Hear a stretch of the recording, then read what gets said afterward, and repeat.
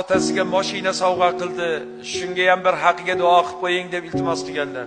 Otasiga agar mashina sovg'a qilgan bo'lsa, o'zi domlani duo qiladigan bo'lib qopti-ku bu. Birodarlar, bir qiziq voqea bo'ladi.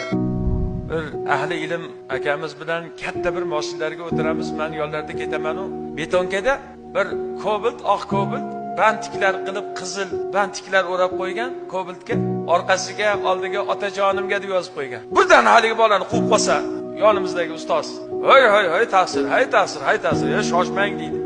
Qo'rqib ketaman buni vajohatidan. Ta'sir sekinroq yuring. Haligi bolalarni ushladi endi burilishda. Borib, katta mashinada o'tiribmiz. Ja qimmat mashina. Haligi bolalarga borib, bolalar yaxshimisiz? Bu bolalar qo'rqib ketyapti. Aka tinchlikmi? Hech narsa qilmadik sizga. Hech narsa qilmadilaring. Qalay, mana bu mashina zo'rmi dedi. Mashinasini ko'rsatdi. Aka, bu zo'r mashina. Barakallah. O'zing uchun bilib qo'ylaring bolalar. Hozir senlarning oldingda tiz cho'kishga tayyorman. Sani mashinangdan zo'r mashina yo'q, chunki sen otangga sovg'aga olib ketyapsan.